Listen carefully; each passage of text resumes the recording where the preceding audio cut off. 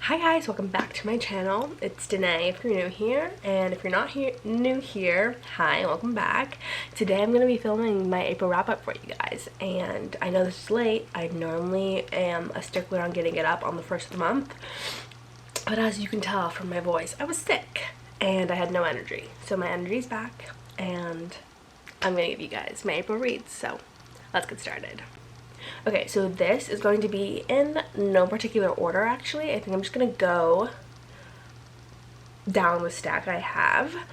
And if you guys don't know, April was the biggest release month ever. There was so many, but there was 4 specifically that I was determined to get to, and pat on the back to me because I did get to all 4 that I wanted to get to. Okay, so the first book that I read was Wild Love by Elsie Silver, and this is the first book in her new Rose Hills series, and I have it on good authority that it's going to be all single dads. Good authority means Elsie's authority. She literally told the world that this series is all going to be single dads. So thank you, Elsie Silver, in advance for all of those books. But this was following Ford Grant, and if you guys recognize that last name, it's because he's the twin brother of Willa from the Chestnut Springs series. So this is Ford and Rosie's story. So Rosie is his best friend's little sister. So it's single dad, best friend's little sister, and their banter is just top tier. So 5 stars to Wild Love. Okay, if you guys know me, then you know I would die on the hill of Flawless being my #1 Elsie Silver book. And I know everyone loved Heartless by Elsie Silver, but it was Flawless for me, and nothing could beat it. Well, Wild Love came so close, it had me second guessing myself. But I think Flawless is still #1 for me, but Wild Love is a close second at #2. So that is a lot, and I'm so excited for the rest of the series. Okay, so the next book is Rope the Moon by Ava Hunter, and this is the second book in her Runaway Ranch series. And did I read the first one? No. Why did I read this one? Because it was like popping up on TikTok, and like the quotes were popping off, so I decided to read it, and I rated it a 3.5.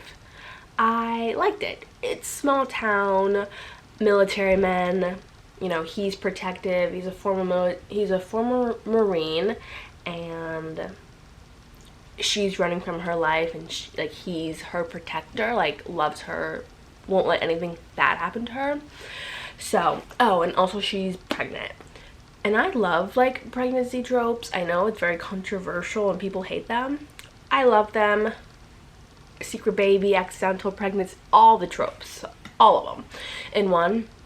So 3.5 for this one. Okay, this one, I just want to say I started reading this author's books solely for this book. So Just for the Summer by Abby Jimenez was, I want to say, my first read of April, maybe my second, but a few weeks before I read both Part of Your World and Yours Truly, which was both my first Abby Jimenez books, and then when this one came out, it was like a no-brainer for me to read it. So Just for the Summer, 5 stars. I love Abby Jimenez. She's one of like my new top authors, and I want to read all of her books at some point.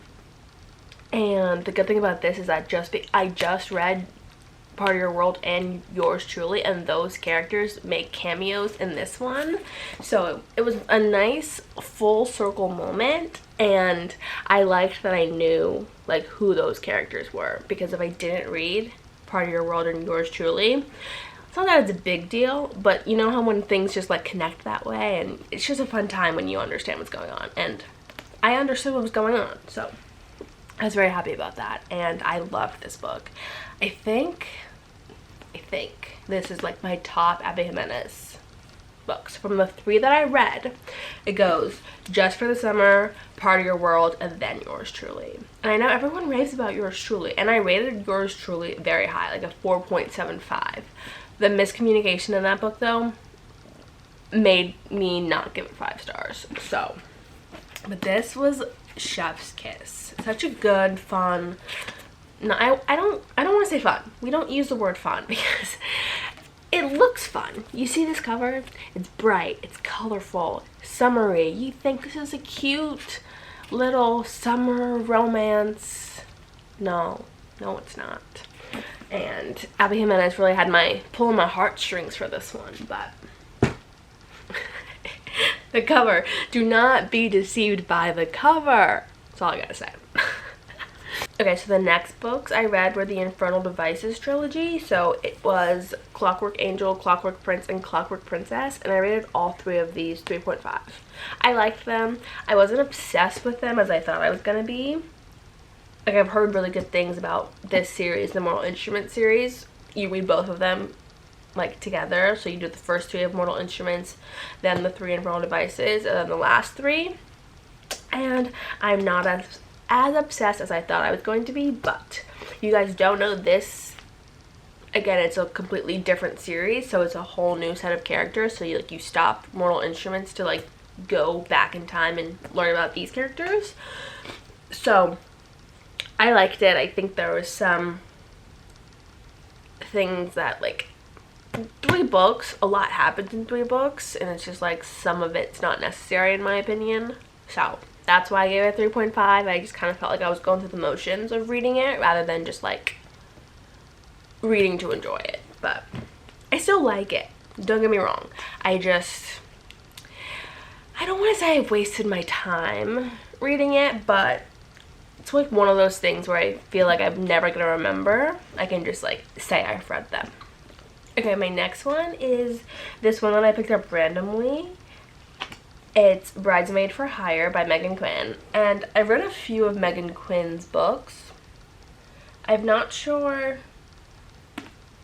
which, I couldn't tell you which ones, honestly, but I rated this one a 4. It was really funny, and I love when it's like fake dating. It's like forced proximity. So Maggie goes on vacation, and then she meets up with her brother's best friend, Brody, who she hates, and then obviously they fall in love because they pretend to be each other's boyfriend and girlfriend for a job. So she's trying to get this job, and he's trying to impress his boss, so they work together at this wedding on this, like, tropical island to hopefully get the jobs they both want. And it was really funny, and I like Megan Quinn's books because they have like cute little illustrations in them, so that was fun also. And they mentioned some other characters from some other books, some I've read and some I haven't, so I kind of wish I knew more about some of the other characters, but it was good, and it was a fun time and a fun laugh. Okay, so my next one was probably my most anticipated one. It was Taming 7 by Chloe Walsh. Boys of Tommen number 5. And this is Claire and Gibbs's story. And I have been waiting for a Claire and Gibbsy book since I read Binding 13 and Keeping 13, because the breadcrumbs in that book had me on the edge of my seat. And I rated this a 4 stars. And I feel like it's kind of high, but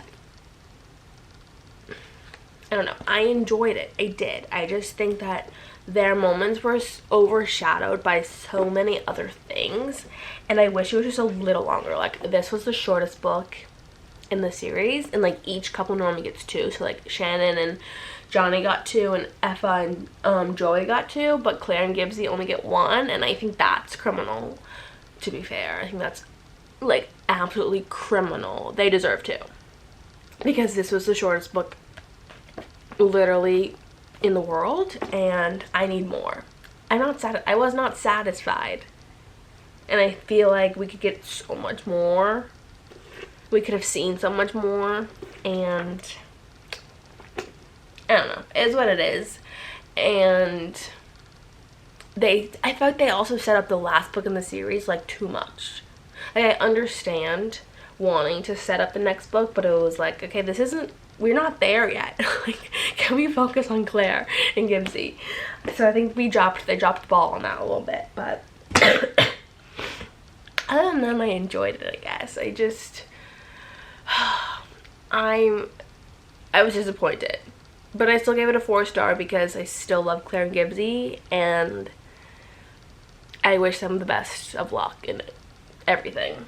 Okay, and then the last book I read, actually no, this wasn't the last book I read. Scratch that. The second to last book I read was Funny Story by Emily Henry, and I rated this a 5-star. I loved it. I know some people are like, this isn't it. I really liked it. I think it was really funny. I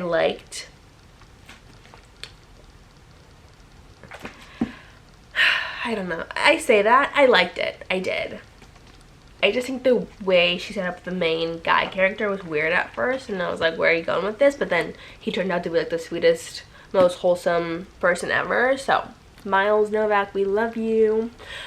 But 5 stars to Emily Henry. Thank you. And I can't wait for her next one. So, when's the announcement coming? Because I need it. I need to know when the next one is. I know it's going to be next year, but like, hopefully. Where is it? You know, because right when she released Happy Place, she announced this one. So now that this one's out, where is my next announcement? The last book I read in the month of April was A Deal with the Devil by Elizabeth O'Rourke, and I rated that one a 2-star. I did not like that at all. I got the special editions of A Deal with the Devil and A Devil in the Deep Blue Sea by Elizabeth O'Rourke in my Eternal Ember subscription, and they're really cute books, and the first one just wasn't that good, so I was like really sad. But I was also sick reading it, so I don't know if that had to do with it also, but I was not impressed. So maybe I'll read The Devil in the Deep Blue Sea in May, maybe not, but that was my 10 books, and I'm not gonna do my May TBR because I don't really have one. May can kind of go in a couple different directions for me book wise, so I'm not even gonna talk about it because I can't even, like, I don't even have like a game plan for it. So I really hope you guys enjoyed this video, and I know I sound awful, so bear with me, and I will see you guys in my next one. Bye.